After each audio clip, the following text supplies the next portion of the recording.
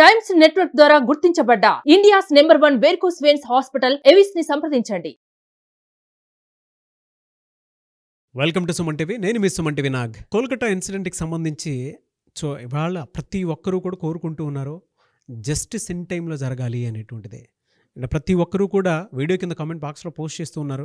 Thank you so much. ఒక్కొక్క మంచి కోసం అని చెప్పేసి రవీంద్రనాథ్ గారు, నాగరాజ్ గారు మీరు చేసేటువంటి కృషి చాలా అభినందనీయం అని చెప్పేసి మాట్లాడుకుంటూ ఉన్నారు. Thank you so much. మేము కూడా ఒక్కొక్క మంచి కోసం అని చెప్పేసి ప్రయత్నం చేస్తున్నాము. ఎలా అయినా సరే జస్టిస్ రావాలి, జస్టిస్ కోసమే మేము అంతా చేస్తున్నాము.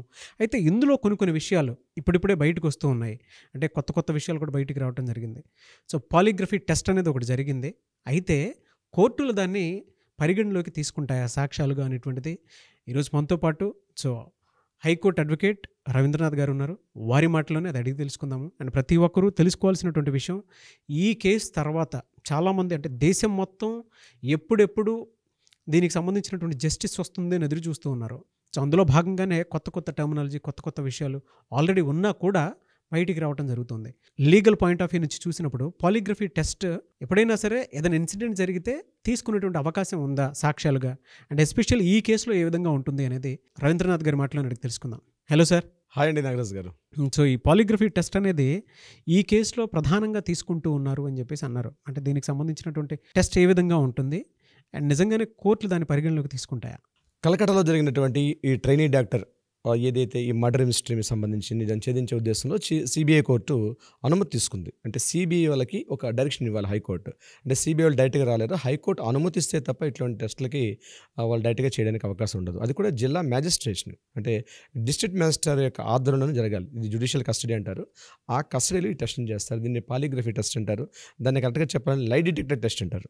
అంటే నేరస్తుడు అంటే ఎవరైతే సస్పెక్ట్ చేసే ఆ వ్యక్తి నిజం చెప్తున్నాడా అబద్ధం చెప్తున్నాడా అన్నది తన బాడీలో ఉన్నటువంటి ప్రతిస్పందనలు, తన గుండెపోటు, తన చెమట పట్టడం, తన శ్వాస, వీటిని అబ్జర్వ్ చేస్తూ ఆ పరిస్థితిలో ఆ వ్యక్తి నిజం చెప్తున్నాడా లేదా క్వశ్చన్స్ వేస్తారు. క్వశ్చన్స్ వేసేటప్పుడు అతను ఎలా రియాక్ట్ అవుతాడు అని దీనికి సంబంధించిన టెస్ట్ని ఈ పాలిగ్రఫీ టెస్ట్ అంటారు. ఈ టెస్ట్ చేసేటప్పుడు నాగరాజ్ గారు, ఉదాహరణకి మీకు ఒక క్వశ్చన్ చెప్తాను చూడండి. మీరు వైజాగ్ లాస్ట్ టైం ఎప్పుడు వెళ్ళారు? ఏ మూవీ చూస్తారు మీరు లాస్ట్ టైం? KGF 2. అది ఇయర్ ఎగ్జాక్ట్ గుర్తులేదు. ఎగ్జాక్ట్లీ డియర్ ఫ్రెండ్స్, ఇక్కడ నేను చెప్పేది ఏంటంటే ఈ వీడియోలో అయితే నాగరాజు గారి ఫేస్ మీద జూమ్ చేయండి తెలుస్తుంది. నేను ఈ క్వశ్చన్ అడిగేటప్పుడు నాగరాజు గారి యొక్క ఐబాల్స్ లెఫ్ట్ కిందకి కానీ రైట్ అప్ కానీ ఉంటాయి. అంటే మనం ఏదైనా రీకలెక్ట్ చేస్తునేటప్పుడు సాధారణంగా సర్వసాధారణంగా మన రైట్ ఐబాల్స్ అనేవి అప్వర్డ్స్లో కానీ లెఫ్ట్ కిందకి డౌన్ వాల్ కానీ ఉంటుంది. అంటే రీకలెక్ట్ చేస్తుంటున్నాం మనం ఆ సంఘటనని రీకలెక్ట్ చేసుకుంటున్నాం. అంటే మన బాడీకి ఒక లాంగ్వేజ్ ఉంటుందండి. ఆ బాడీ, ఇది కామన్గా అందరికీ తెలిసే విషయం, బాడీ లాంగ్వేజ్. అంటే ఇంట్రాగేషన్ టైంలో ముఖ్యంగా మేము కూడా ట్రైన్ అయి ఉంటాం, మాకు సబ్జెక్ట్ వేరే ఉంటుంది దీనికి సంబంధించింది. అట్ ద సేమ్ టైం ఏంటంటే మీకు పోలీసులు కానీ వాళ్ళకి ఇంట్రాగేషన్ చేసేటప్పుడు వాళ్ళు ఈ మెథడ్స్ వాడతారు. ఆ క్వశ్చనర్ ఫామ్ వేసుకొని వాళ్ళకి డైరెక్ట్గా సూటిగా కళ్ళల్లోకి అడిగేటప్పుడు వాళ్ళ యొక్క బాడీ లాంగ్వేజ్ని చూస్తారు. ఇప్పుడు నాగరాజు గారు అదే చూశారు. నేను లాస్ట్ టైము అని ఐబాల్స్ కిందకి వెళ్ళాను అనమాట. సో ఇది ఒక సబ్జెక్ట్, ఇది ఐబాల్స్ని సంబంధించిన సబ్జెక్ట్. ఇది ప్రైమరీ లెవెల్ సైకో ఎనాలిసిస్. ఇది నేను చెప్పేది జస్ట్ ప్రైమరీ లెవెల్ నాగరాజ్ గారు. సో దీనిలో డెప్త్ హై రేంజ్లో ఉండేది ఏంటంటే lie detector test, polygraphy test. So ఈ టెస్ట్లో ఏం చేస్తారంటే బాడీకి కొన్ని ఈ కార్డియో కఫ్స్ అంటారు అనమాట. అంటే చూడండి, మనం ఈసీజీ తీసుకోవడానికి వెళ్ళేటప్పుడు మన బాడీ మీద కొన్ని పార్ట్స్లో పెడతారు ఈ కార్డియో కఫ్స్ అని, అన్ని చేతుల్లో పెడతారు, అంటే బాడీ అంతా కూడా పెడతారు. వీళ్ళకి ఏం చేస్తారంటే ఈ బాడీ ఎవరైతే మనం అనుకున్నట్టు సస్పెక్ట్ వ్యక్తికి అన్ని ఆ పార్ట్లో షర్ట్ రిమూవ్ చేస్తారు. షర్ట్ రిమూవ్ చేసి అన్ని పార్ట్లో కూడా ఆ కార్డియో కఫ్స్ని పెడతారు. పెట్టిన తర్వాత ఏం చేస్తారు, ఫింగర్ మూమెంట్స్లో అంటే అతడి యొక్క పల్స్ రేట్ ఎలా ఉంది దానికోసం ఎలక్ట్రో కోడ్స్ అంటారు. వాటికి చిన్న మనం ఈ ఆక్సిజన్ మనం చెక్ చేసుకోవడానికి మనం అందరం కూడా కరోనా టైంలో వాడాం. సో అటువంటి ఎలక్ట్రో కోడ్స్ వాటిని పుషప్ చేస్తారు. తర్వాత ఏం చేస్తారంటే చెస్ట్ చుట్టువైపులో కూడా, అంటే గుండె యొక్క స్థితి ఎలా ఉంది, శ్వాస ఉచ్ఛ్వాస నిశ్వాసాలు ఏ స్థితిలో ఉన్నాయి దానికోసం కొన్ని రకాలైనటువంటి పరికరాలు పెడతారు. ఇవన్నీ పెట్టి అక్కడ ముందు కూర్చోబెట్టి వీళ్ళు క్వశ్చన్స్ అడగడం మొదలు పెడతారు. ప్రతి క్వశ్చన్కి అతను ఎలా స్పందిస్తున్నాడు అన్నది అక్కడ ఒక గ్రాఫ్ అనేది ఒకటి మూవ్మెంట్ అవుతుంటుంది, జస్ట్ లైక్ ఈసీజీ గ్రాఫ్ లాగా. దాన్ని అనాలిసిస్ చేయడానికి పక్కన డాక్టర్స్ కొంతమంది ఉంటారు. Doctors, magistrate, at the same time ఈ సిబిఐ ఆఫీసర్స్, వీళ్ళందరి యొక్క సమక్షంలో జరుగుతుంది టెస్ట్. ఈ టెస్ట్ కూడా డైరెక్ట్గా చేయడానికి అవకాశం ఉండదు, దీనికి ప్రత్యేకంగా అనుమతులు దీనికోసం ముందుగా మనం చెప్పుకున్నాం. అయితే ఇది కరెక్ట్గా మనం కోర్టులో సాక్ష్యంగా దీన్ని వాడుకోవచ్చా అంటే కోర్టులో సాక్ష్యాన్ని వాడుకునే అవకాశం లేదు. ఇది మరి just సిబిఐ వాళ్ళు only- ఈ టెస్ట్ చేయడానికి ప్రధాన కారణం అంటే ఒక పార్ట్ అండి, ఒక ఎంక్వైరీ పార్ట్ తీసుకుంటారు. ఎందుకంటే కాంప్లికేటెడ్గా ఉన్న ఇష్యూ కాబట్టి ఇది ఒక వాంగ్మూలంగా తీసుకుంటారు. ఒక సెంటెన్స్ అంటారు దీన్ని, just like a sentence that ఈ టెస్ట్ చేసే ముందు అతనికి చెప్తారు, ఇది కేవలం నువ్వు నేరాన్ని అంగీకరిస్తున్నట్టు కాదు, జస్ట్ ఒక వాంగ్మూలం. అంటే ఎన్నో పారామీటర్స్ ఉంటాయి ఆ యొక్క సంఘటనకి, ఎన్నో పారామీటర్స్, ఇదొక ప్రక్రియ అనమాట. అతను చెప్తుంది రైటా రాంగ్ అనే విషయానికి సంబంధించి ఈ పాలియోగ్రఫీ టెస్ట్ అనేది. దీని మీద 2000 సంవత్సరంలోనే కొన్ని నేషనల్ హ్యూమన్ రైట్స్ కమిషన్స్ వాళ్ళు దీనికి ఒక చార్ట్ డిక్లేర్ చేశారు. అంటే గైడ్లైన్స్ ఇచ్చారు, ఎలా పడితే అలా చేయకూడదు. ఎందుకంటే ఆర్టికల్ 21 ప్రకారం మనకు ఒక హక్కు ఉంది, మన స్వేచ్ఛా స్వాతంత్రాలు ఉన్నాయి. ఈవెన్ నేరస్తుడైనా అపరాధైనా వాడికి హక్కులు ఉంటాయి అక్కడ. సో అందుకని ఆర్టికల్ 21 కాస్త ఇది ఇబ్బంది పెట్టేకరంగా ఉందని చెప్పేసి ఎన్హెచ్ఆర్సీ వాళ్ళు ఏం చేశారంటే, హ్యూమన్ రైట్స్ కమిషన్ వాళ్ళు 2000 ఇయర్లో ఒక గైడ్లైన్స్ ఇచ్చారు. ఆ గైడ్లైన్స్ని ఫాలో అవుతారు. అయితే ఈ సెల్వి వర్సెస్ కర్ణాటక అనే ఒక సైటేషన్ ఉంది కోర్టులో.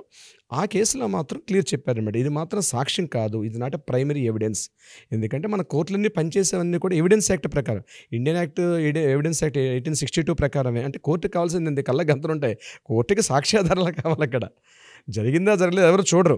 సో ప్రతి ఎవిడెన్స్ అనేది ఇంపార్టెంట్. ఆ ఎవిడెన్స్ అన్ని కలెక్ట్ చేయడం కోసం, అదే కదా ఈ కేసులో కూడా జరిగింది నాగరాజు గారు. ఈ సాక్ష్యాలన్నింటినీ కూడా సందీప్ ఘోష్ అనే వ్యక్తి ఏం చేశాడు, ఆ 6 hours గ్యాప్లో మొత్తాన్ని కూడా తారుమారు చేశాడు.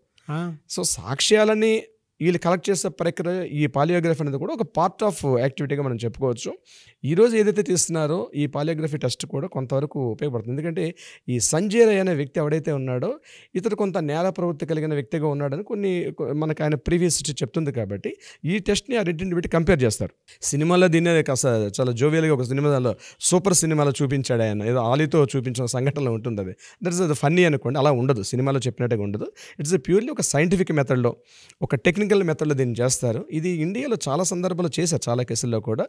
అది ఒక సెంటెన్స్గా వాడతారు తప్పించి ఎవిడెన్స్ పార్ట్లో అయితే దీన్ని వాడే అవసరం అయితే ఉండదు నాగరాజు గారు. ఎలా సార్, అంటే దీనికి సంబంధించినటువంటి డీటెయిల్స్ ఇంకా బయటికి రాలేదు, ప్రధాన కారణాలు ఏమైనా ఉండుంటాయంటారా? అంటే యాక్చువల్గా ఇవన్నీ కూడా బయటికి రివీల్ చేయరండి.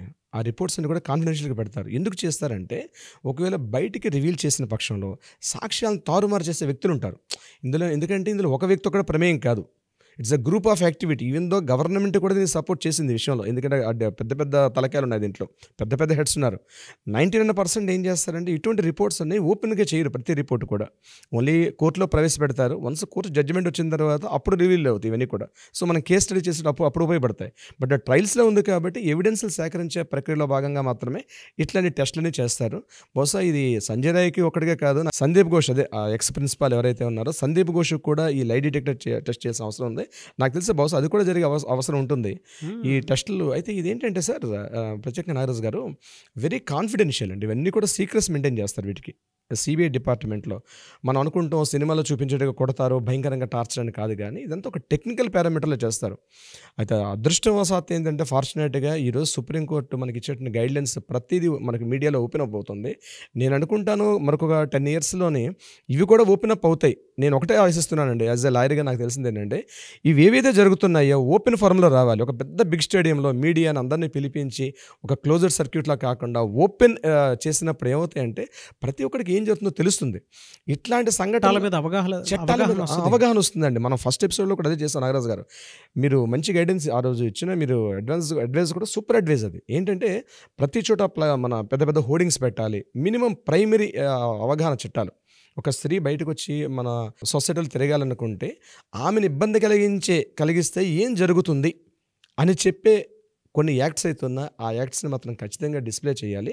నేనేమంటానంటే, ఇట్లాంటివి ఓపెన్ థియేటర్లు జరగాలి, ఇవి అంటే ఓపెన్ ఫారంలో జరగాలి. ఇవి మీడియాని పిలిపించాలి, అందరూ కూర్చోవాలి, బట్ సీక్రెట్స్ మెయింటైన్ చేయాలి. సుప్రీంకోర్టు థియేటర్ హాల్లో ట్రయల్స్ ఎలా జరుగుతాయందో ఈరోజు మనం లైవ్లో చూస్తున్నప్పుడు ఇది పెద్ద విషయం కాదండి. బహుశా అట్లాంటి జరగాలని ఆశిద్దాం. ఈ పాలియోగ్రఫీ టెస్ట్ కూడా ఇట్స్ ఒక సెంటెన్స్ పార్ట్. ఇట్స్ మేబీ అది సాక్ష్యాధారంగా ఉండకపోవచ్చే అవకాశం అయితే ఉంటుంది నాగరాజ్ గారు. గ్రేట్ నాలెడ్జ్ అండి, there is no doubt. But ఏదైతే ప్రక్షాళన చట్ట సవరణలు కూడా కొన్ని జరుగుతూ ఉంటాయి అనేటువంటిది అందరం నమ్ముదాము. ఎందుకంటే ఇన్సిడెంట్ తర్వాత దేశం మొత్తం ఎదురు చూస్తూ ఉంది. డెఫినెట్గా జస్టిస్ జరగాలి, ఇది మన ఇంట్లో జరిగినటువంటి ఇన్సిడెంట్ అని చెప్పేసి ప్రతి ఒక్కరు ఓన్ చేసుకొని ఎప్పుడెప్పుడు జరుగుతుందా, దీనికి సంబంధించినటువంటి జస్టిస్ ఎప్పుడు వస్తుందా అని చెప్పేసి ఎదురు చూస్తూ ఉన్నారు. మనం కూడా జస్టిస్ వచ్చేంత వరకు అవగాహన కల్పిస్తూనే ఉందాం, ప్రతి ఒక్కరికి వాళ్ళ బాధ్యతను గుర్తు చేస్తూనే ఉందాం. మనతో పాటు ఆడియన్స్ చాలామంది కింద కామెంట్ బాక్స్లో పోస్ట్ చేసుకుంటూ మనతో పాటు వస్తూ ఉన్నారు. వారందరికీ మరొకసారి కృతజ్ఞతలు. ఎందుకంటే మంచి జరగడం కోసం, ఒక మంచి కోసం ప్రతి ఇంట్లో ఉండేటువంటి ప్రతి ఆడియన్ కామెంట్ బాక్స్లో పోస్ట్ చేస్తూ ఉన్నారండి. Nagaraj garu thank you so much, thank you Suman TV అని చెప్పేసి మాట్లాడుతూ ఉన్నారు. And special thanks to advocate Ravindranath garu అని చెప్పేసి మాట్లాడుకుంటూ ఉన్నారు. సో థ్యాంక్ యూ అండి, థ్యాంక్ యూ సో మచ్.